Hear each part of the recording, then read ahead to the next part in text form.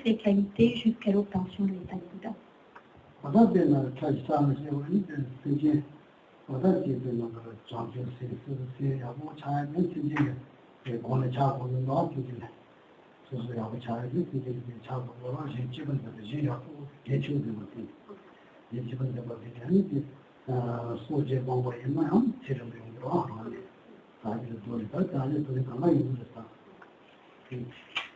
Absolument toutes les qualités,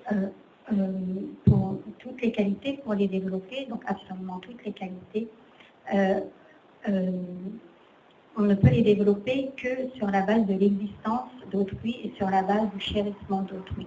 Donc que ce soit la pratique de l'éthique, que ce soit la pratique de la patience et l'ensemble de toutes les qualités, l'esprit d'éveil.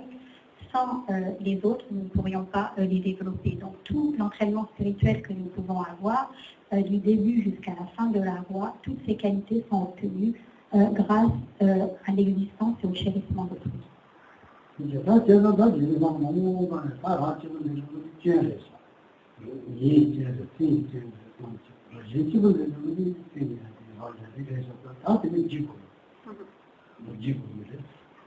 Et donc, en comprenant l'erreur qui consiste à se chérir soi-même au détriment d'autrui, et l'erreur qui consiste à ne pas chérir autrui, soi-disant à notre avantage, cette erreur doit être corrigée, et pour la corriger, il s'agit d'échanger soi et autrui, c'est-à-dire au lieu de se chérir soi-même, chérir les autres, et au lieu de ne pas chérir les autres, et au lieu de se chérir soi-même, chérir les autres, et au lieu de négliger les autres, se négliger soi-même.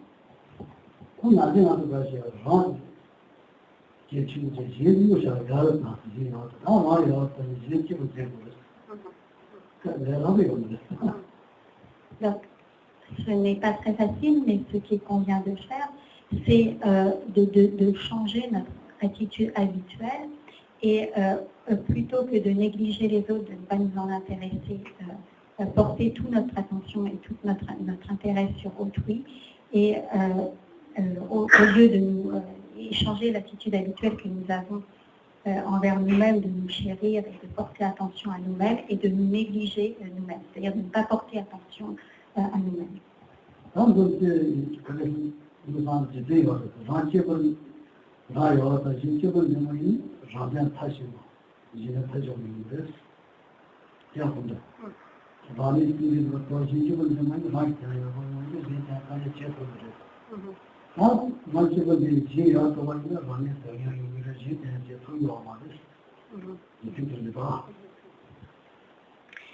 Et la raison en est que si nous continuons à nous chérir nous-mêmes, nous ne pourrons pas accomplir notre propre but ni celui d'autrui. Et si nous chérissons autrui, au contraire, nous pourrons réaliser le bien d'autrui et notre propre bien.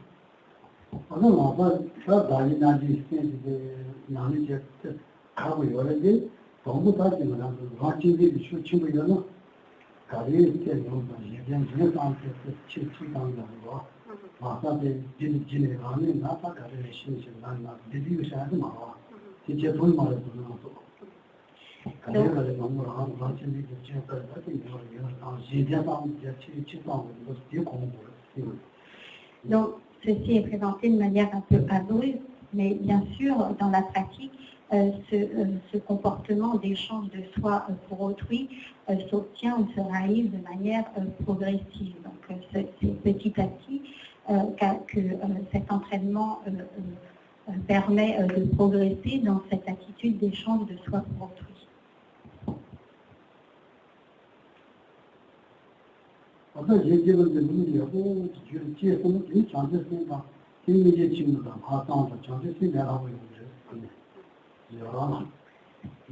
Lorsque l'on parvient à véritablement faire cet échange de soi pour autrui, l'esprit d'éveil, la compassion se développe facilement, la pensée supérieure se développe facilement et donc l'esprit d'éveil prend place facilement.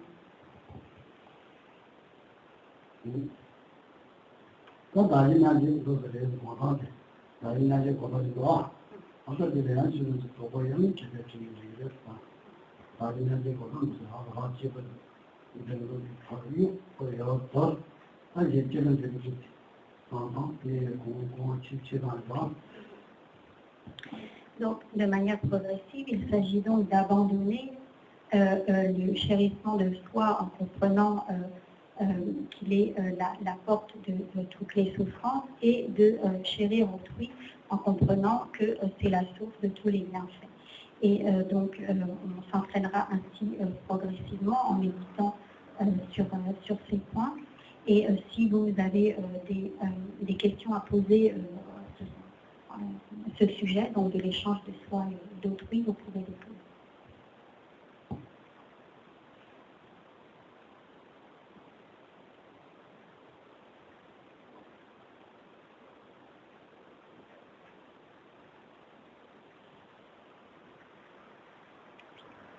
Est-ce que on considère par exemple que l'attention qu'une mère porte à son bébé, c'est du chérissement d'autrui, ou est-ce que dans la mesure où c'est un attachement qui est, c'est aussi un attachement, c'est de l'attention à son bébé, et on porte, la mère porte de l'attention à son bébé, mais pas aux autres personnes de la même façon, donc il n'y a pas d'équanimité forcément dans ce chérissement d'autrui, donc est-ce que ça fait quand même partie du chérissement d'autrui ou pas?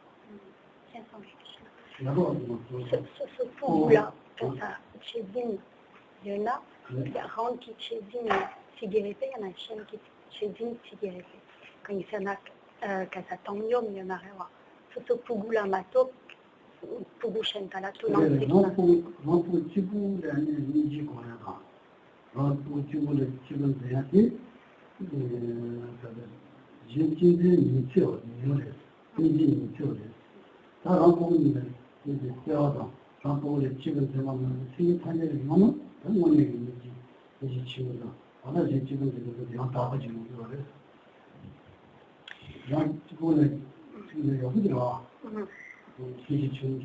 Donc, il est bien d'avoir de la compassion pour son enfant et de bien s'en occuper, bien sûr.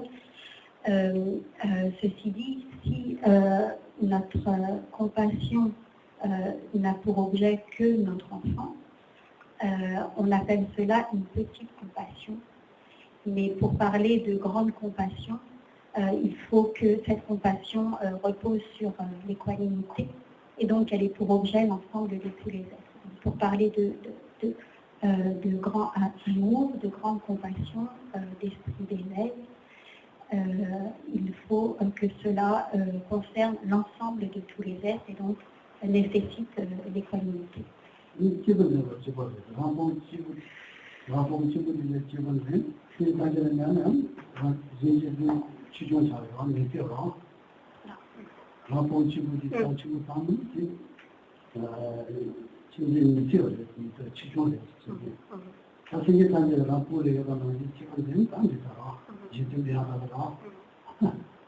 Donc, si l'on se contente de chérir son enfant et de n'avoir qu'indifférence pour les autres êtres vivants, cela ne peut être qualifié que de petite compassion, de compassion extrêmement limitée.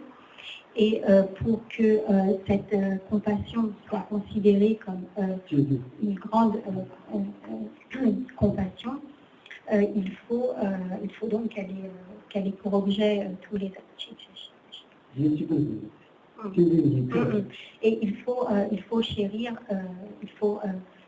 tous les êtres comme, c'est l'exemple qui est donné, comme une mère chérirait son enfant unique. Il faut que cela s'applique à tous les êtres.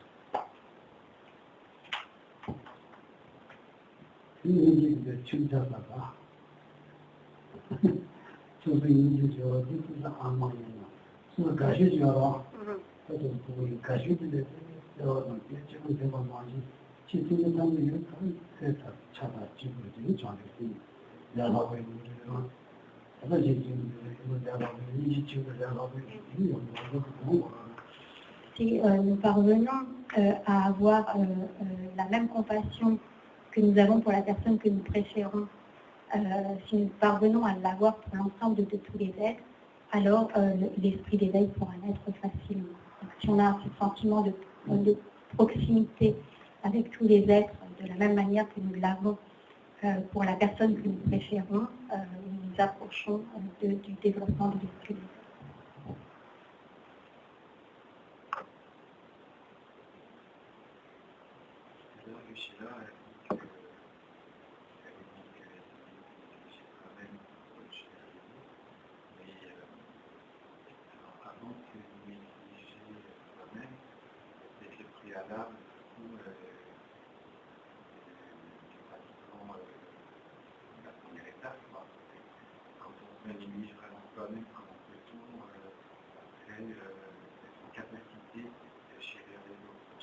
C'est négligé dans le sens de ne pas porter attention.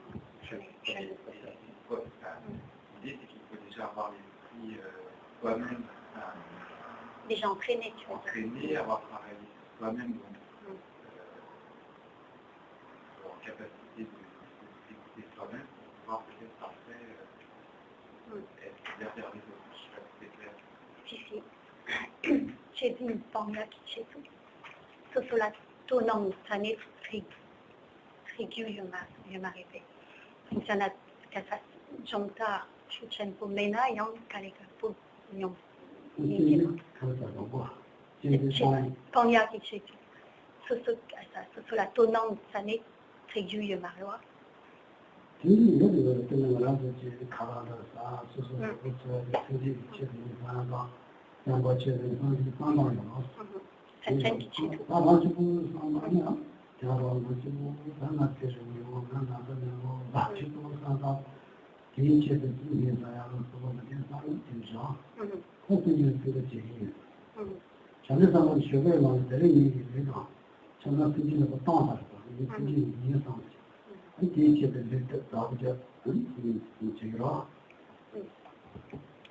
Alors, il faut bien comprendre que lorsque l'on dit, lorsqu'on parle de négligence de soi-même ou de ne pas porter attention à soi-même, c'est parce que cela est considéré comme la porte de toutes les souffrances, c'est-à-dire cette attention, cet égocentrisme est considéré comme la porte de toutes les souffrances, ce qui ne veut pas dire qu'on va se négliger dans le sens ordinaire du terme, c'est-à-dire ne pas faire du tout attention à soi, ne pas se nourrir, ne pas se vêtir, etc.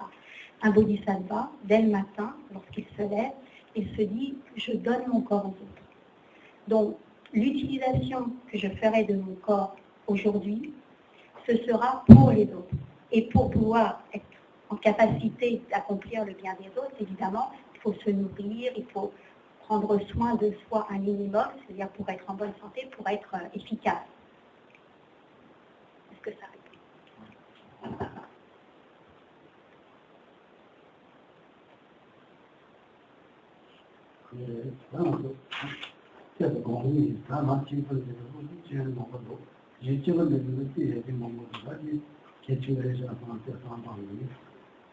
Donc, nous allons méditer quelques instants sur le fait que le fait de se chérir soi-même est à l'origine de nombreuses difficultés et souffrances, et le fait de chérir autrui est à l'origine de nombreux bienfaits. Donc, nous allons méditer sur ces points.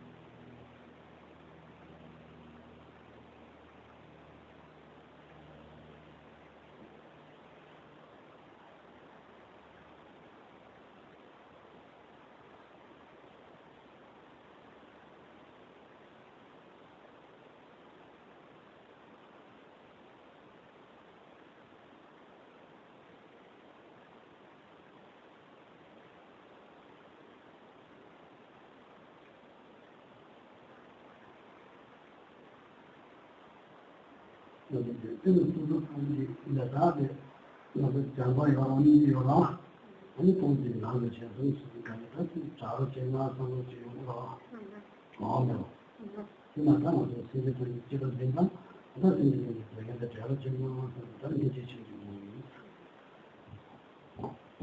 De la même façon que si nous avons un enfant malade et que nous avons pour lui amour et compassion, nous souhaiterons qu'il guérisse le plus vite possible et nous serons très affectés par sa maladie. Donc, nous aurons peur pour lui, nous souhaitons ardemment qu'il guérisse.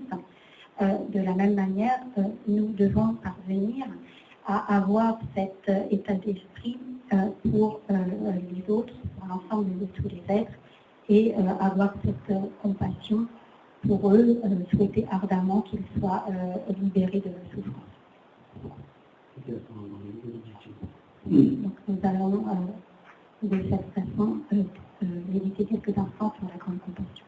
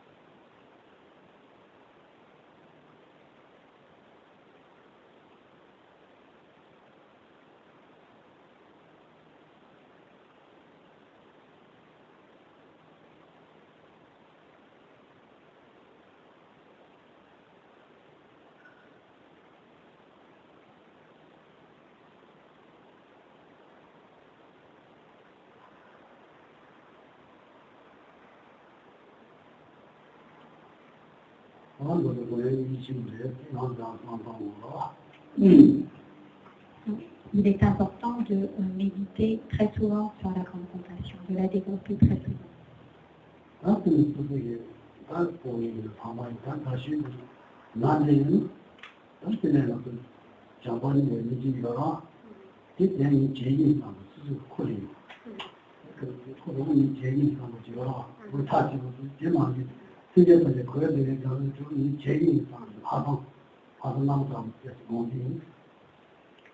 Si nous avons un enfant aimé ou un proche aimé qui est malade, nous allons prendre la décision de l'aider, nous allons faire tout ce que nous pouvons pour l'aider à guérir.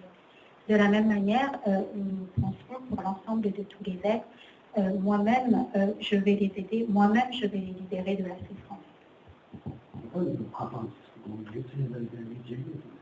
Et cette pensée, donc moi-même je vais libérer les êtres de la souffrance, c'est ce qu'on appelle la pensée supérieure et nous allons essayer de la développer pendant quelques instants.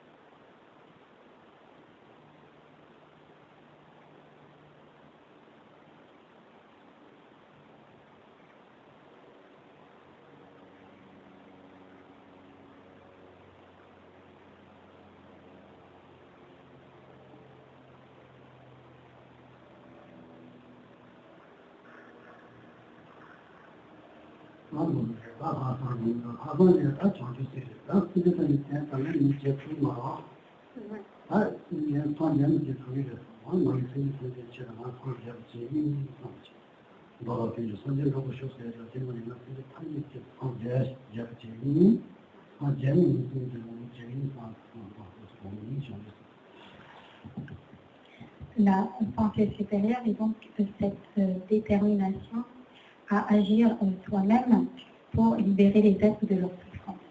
Mais pour que nous puissions agir de la sorte, il faut que nous en ayons des capacités.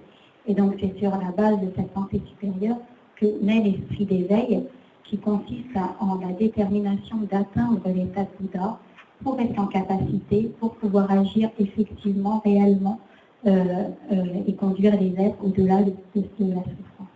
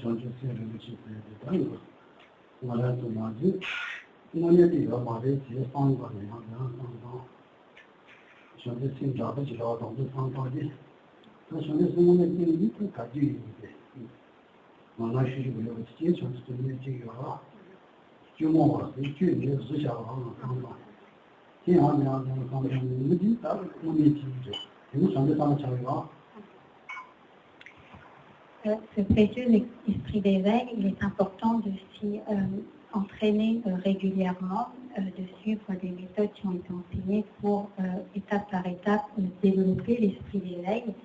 Alors, au début, lorsque nous nous y appliquons, nous obtiendrons ce qui est appelé littéralement l'esprit d'éveil fabriqué, façonné, c'est-à-dire que ce sera un esprit d'éveil qui ne sera pas réel, stable ou définitif, mais à force d'entraînement, en force de s'entraîner au développement de l'esprit d'éveil, nous parviendrons à l'établir de manière stable.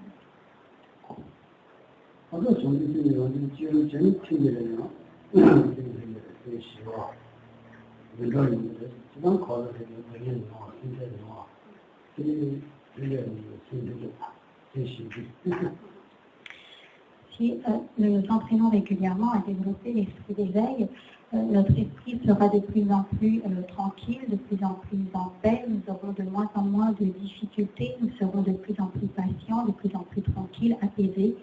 Et donc ce sera les effets que nous pourrons expérimenter suite au développement de cet esprit d'éveil.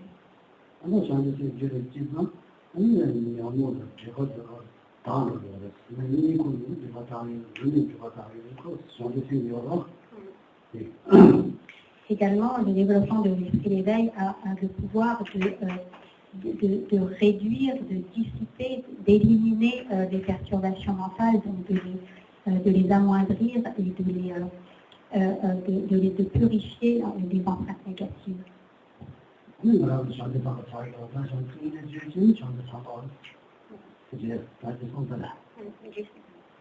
Et lorsque nous faisons être en notre esprit l'esprit d'éveil, nous appartenons à la classe des bodhisattvas. Nous sommes appelés un bodhisattva.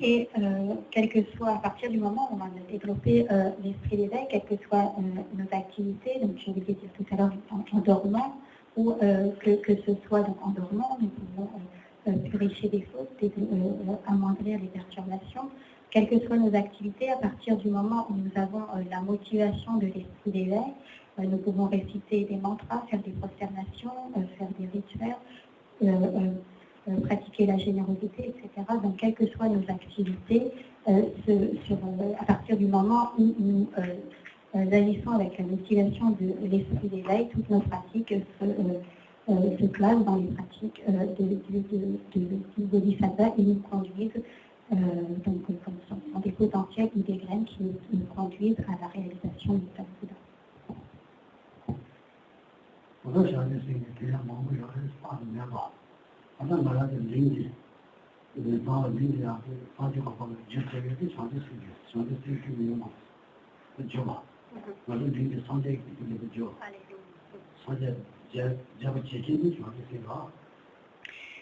Il y a beaucoup de bénéfices au développement de l'esprit d'éveil.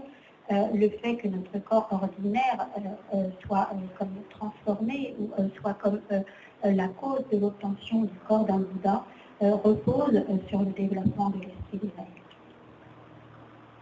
L'obtention même du corps d'un Bouddha repose sur le développement de l'esprit d'éveil.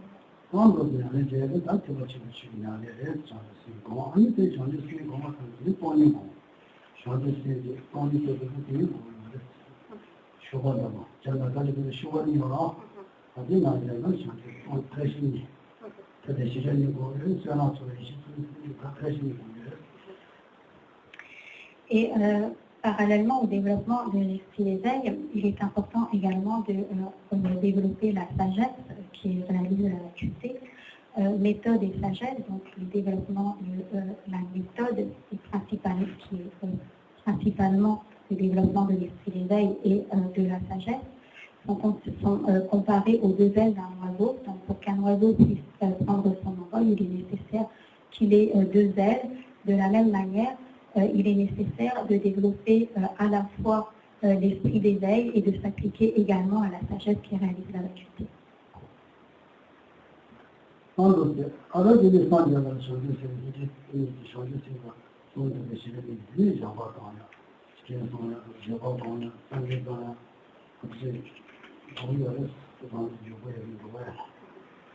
Et de manière générale, si nous voulons progresser, aucun aspect du chemin ne doit être négligé, donc aussi bien la pratique de l'éthique que la pratique de la patience, que la pratique de la générosité, que l'ensemble de toutes les pratiques, l'ensemble de toutes les méditations, le développement de l'esprit d'éveil, la sagesse. Donc tous les aspects du chemin doivent être pris en compte et doivent être appliqués.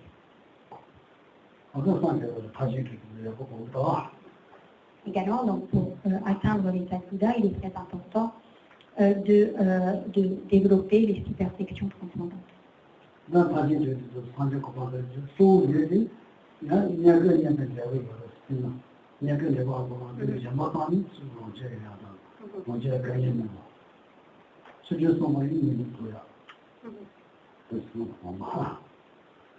Donc les six perfections transcendantes vont servir de cause pour l'obtention de l'état de Bouddha sur la base, avec la motivation de l'esprit d'éveil.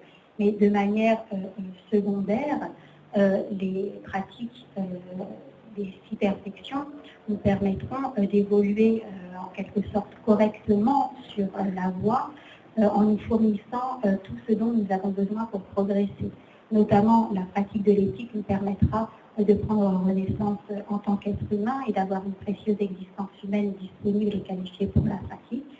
Et la pratique de la générosité, par exemple, nous servira à obtenir tous les biens nécessaires, les commodités indispensables pour pouvoir développer notre pratique.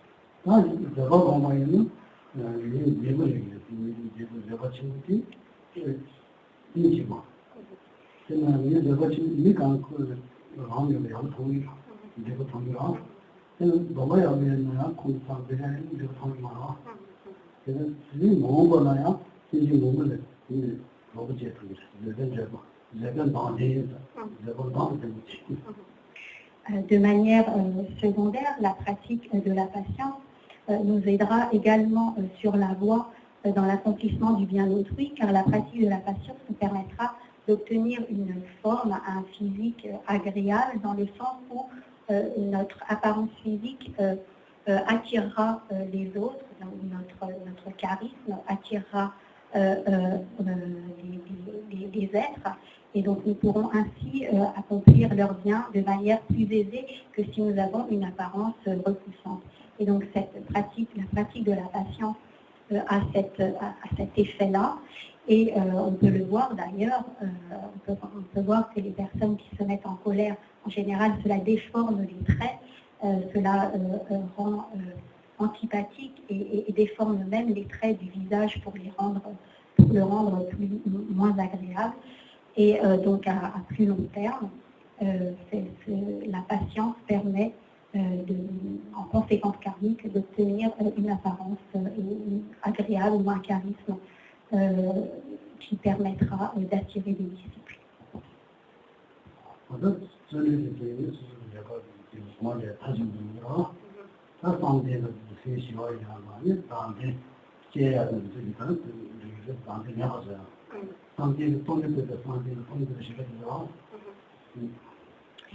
Ensuite, la perfection de la persévérance nous permettra d'acquérir une tendance très utile pour la pratique, qui est la tendance d'aller jusqu'au bout de ce qu'on entreprend.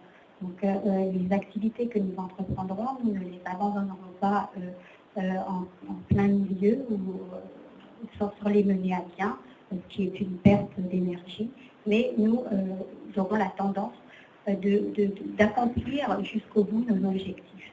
La perfection et donc de progresser également dans la pratique du dharma et de mener à terme nos pratiques. La perfection de la concentration associée à la perfection de sagesse permettra de supprimer l'ignorance et donc d'éliminer la saisie du jeu, de réaliser la vacuité de l'existence inhérente d'un jeu.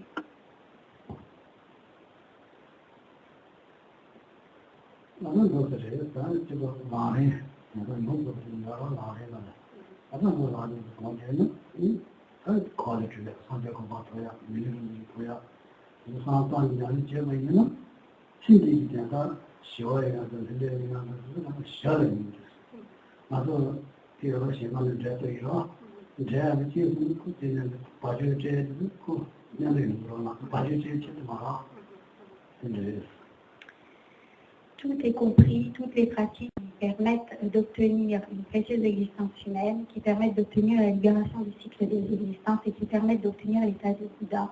Toutes les pratiques qui permettent d'obtenir ces réalisations sont comprises dans la voie progressive dans le Lavri. Donc en mettant en pratique les instructions du Lavri, sans aucun doute nous pourrons obtenir de précieuses existences humaines disponibles et qualifiées pour la pratique, la libération du cycle des existences et l'état de Bouddha. En ce qui concerne cette existence, les bienfaits issus de notre pratique seront obtenus de manière secondaire, de manière comme naturellement, comme effet secondaire de notre pratique. Donc notre esprit sera apaisé, de plus en plus calme, et nous obtiendrons l'élimination des obstacles et la réunion des conditions favorables pour continuer notre pratique. De même que dans un champ, on obtient du riz ou du blé, et qu'en même temps, on obtient d'autres herbes qui poussent à côté de ce blé et que cette terre va être donnée aux vaches. De la même manière, les effets de la pratique procurent des effets positifs, des conditions favorables dans cette existence. Même si le but n'est pas celui-ci, comme lorsque l'on plante dans un champ du blé, le but n'est pas d'obtenir de la nourriture pour les vaches, mais pour les humains, mais de manière secondaire, on obtient également de la nourriture pour les vaches.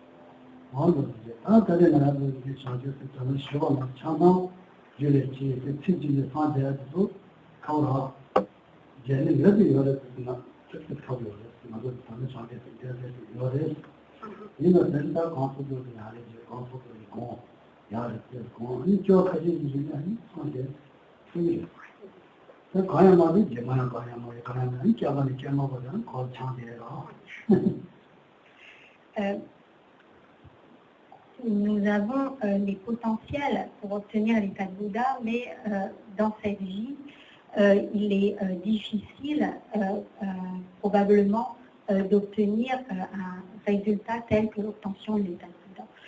Mais si nous persévérons dans notre pratique, nous pourrons certainement, en quelques existences, obtenir l'état de Bouddha. Par contre, si nous nous décourageons et que nous n'accomplissons absolument rien, alors nos renaissances futures ne sont pas certaines et cela pourra prendre des kalpas et des kalpas pour retrouver de telles conditions. Et il est donc essentiel de profiter de cette occasion que nous avons de pratiquer pour développer le plus possible les qualités grâce à la pratique de l'amour.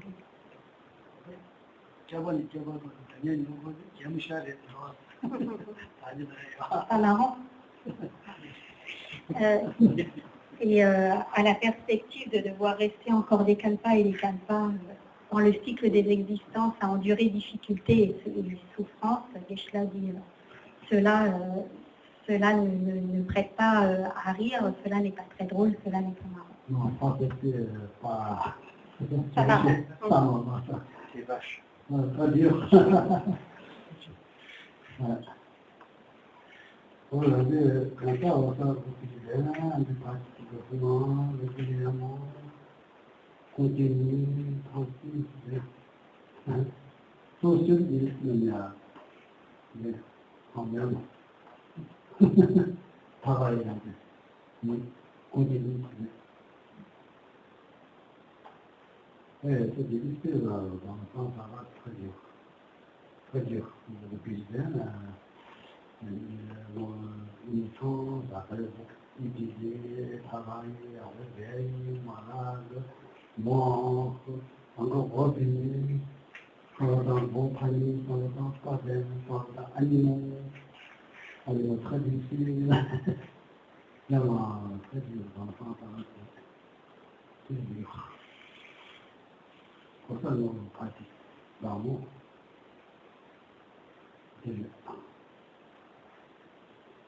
그들이 먼저 다 말이 된다는 두기 창조시다가 예약제도 너무 많아서 무지로 지난 창조를 거야요 상황 지고 예는 막 그리고 지시를 상황 지마가 되지 이게 지금 무슨 나한테 수냐리지 뭐라는 의미는 다들 상황 이게 지금 해야 Donc, Geshe-la dit qu'il s'efforce de donner résumer les points essentiels du Lamrim pour que nous puissions avoir une vue d'ensemble de la voie et pouvoir approfondir, ensuite réfléchir sur ces différents points, pensant que cela sera bénéfique. Et nous pouvons nous y appliquer régulièrement, approfondir ces points et réfléchir, les méditer. Et cela, nous pouvons le faire, bien sûr, dans des moments choisis formels pour la méditation, et nous pouvons aussi le faire dans les transports, en marchant, etc. Donc, nous appliquer à réfléchir et à méditer sur ces points.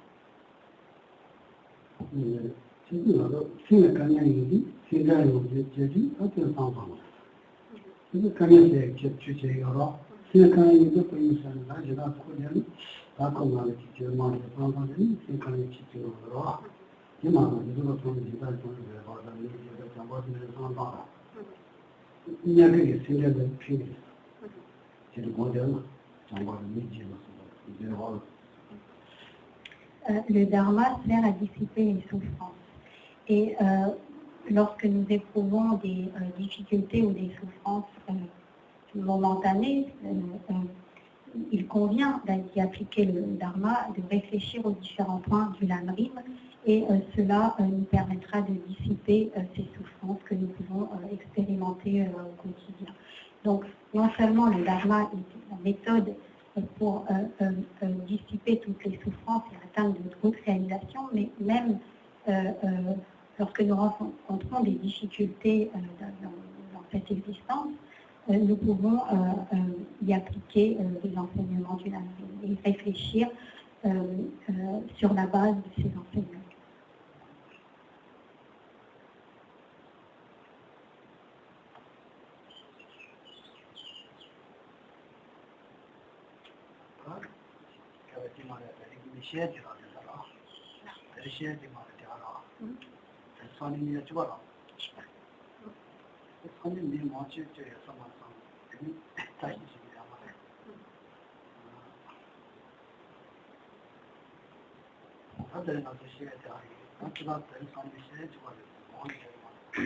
Donc, nous allons arrêter pour aujourd'hui. Demain, ce sera le même thème. Donc, ce sera, on continuera sur l'esprit des matchs.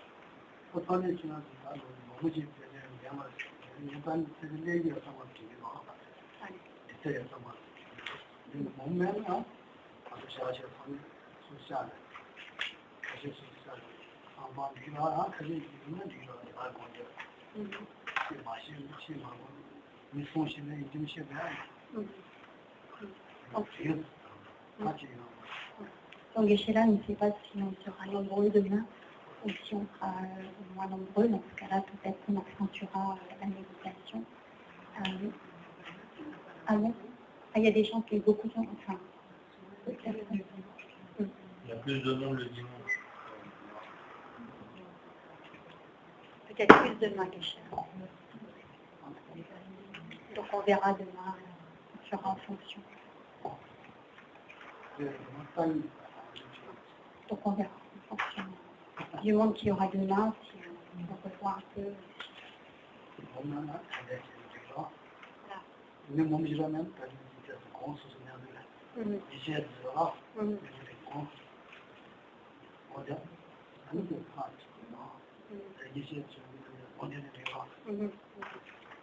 Donc s'il n'y a pas trop de monde demain, peut-être qu'on pourra faire aussi des accumulations de mantras et des méditations et comptabiliser ça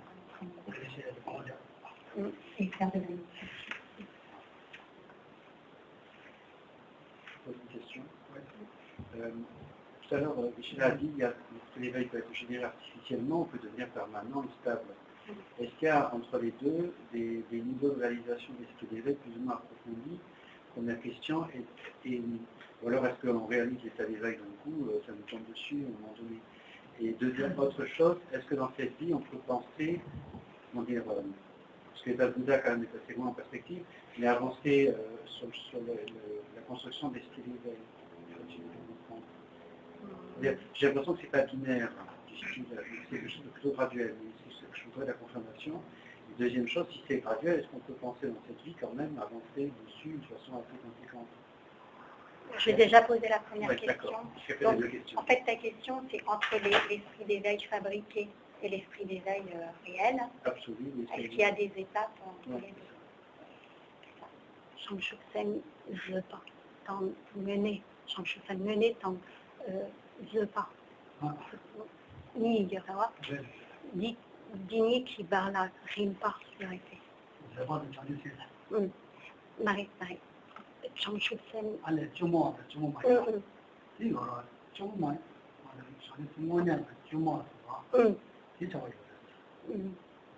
Ça, mentionné tantôt, il y a l'institut, Shangshuksen, Zuma, à petit, c'est vraiment. Je sais pas. Allez. je sens chamchou à Kaisa. Sangue qui cotton mato qui mène là. Rimpa, je répète. Chamchou. Sanité à Kaisa. Tu m'as dit quand. Tu m'as dit. Tu m'as. Tu m'attends. Tu m'as pas.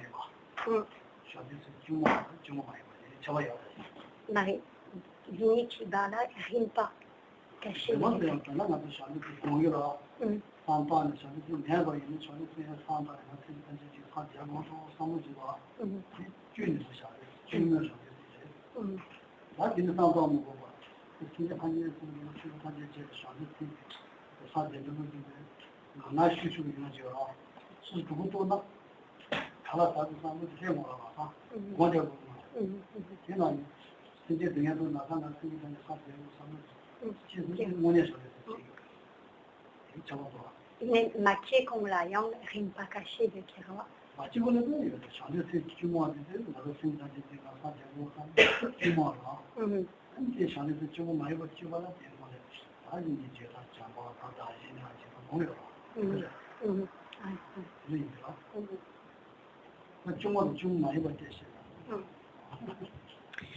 Donc, en fait, déjà, la différence qu'il y a entre un esprit d'éveil qui va être stable et un esprit d'éveil qui va être comme fabriqué, c'est que lorsqu'on a véritablement développé l'esprit d'éveil, lorsque l'on a véritablement établi en soi un esprit d'éveil stable, cela est aussi fort et aussi puissant que lorsque l'on a très très faim et que l'on a une envie irrésistible de manger.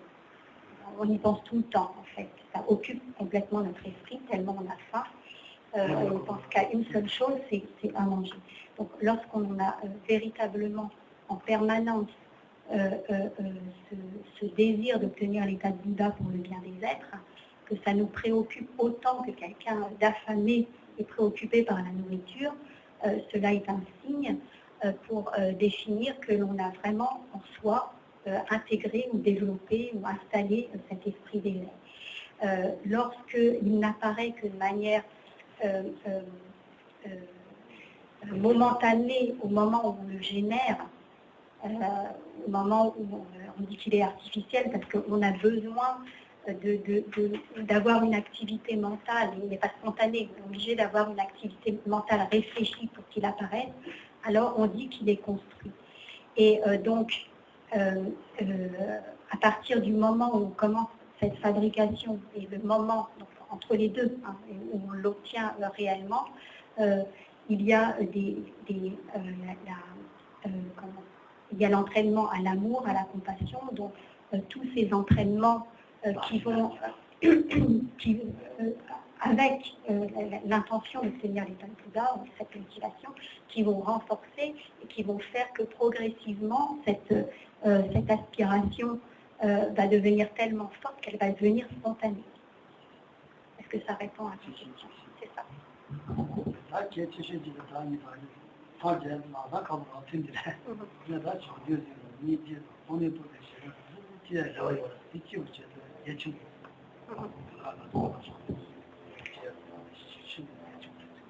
Alors, comme l'a dit Geshe-la, c'est très difficile du jour au lendemain d'obtenir l'état de Bouddha.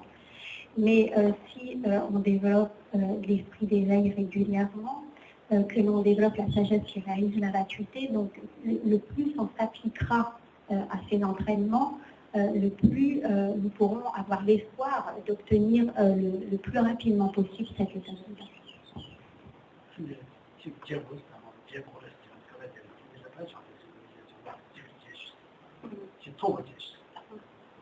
Donc, Geshe-la nous incite, nous exhorte dans cette existence à faire notre possible pour développer l'esprit d'éveil et pour s'y appliquer le plus possible. Donc, c'est compassion, sagesse, pas possible. C'est pas courage. Le Magendu, il nous disait la vie humaine n'est pas très très vite, mais si on s'attache à pratiquer le Dharma, en une seule vie, on peut faire des progrès très importants. Très très importants. Mixé, tulis, yine çö yakuç yamlen yakuçina, yam yaki çok hoşçi Türkçe. 上面说的了不起，他这个强调是就是记不清晰，一直就是记不清，什么就是不清晰。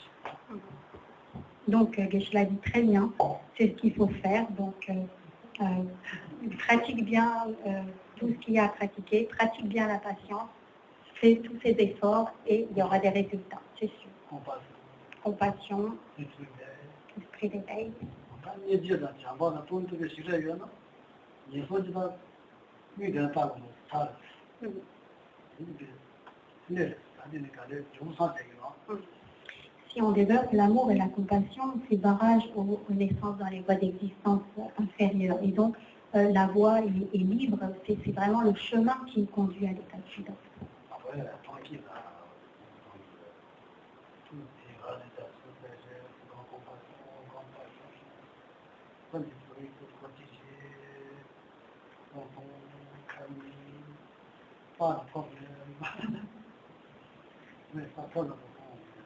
Ça vous c'est vous rendez régulièrement de compassion, avec pour ça, pour accueillir les pour pour dire, etc.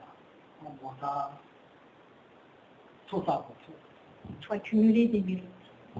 Pour combattre les autres. C'est toujours le temps. On va faire un peu. 老是那个去某某写叭，写2年嘛，就干了，大家就下去了。实际上就去有嘛，40年嘛，那都写的去嘛。Écouter ou donner des enseignements du Dharma, avoir juste une connaissance intellectuelle, ne sert pas à grand-chose. Il faut pratiquer, mettre en application les enseignements pour avoir des résultats. Alors, vous avez ça. Donc on va arrêter pour aujourd'hui.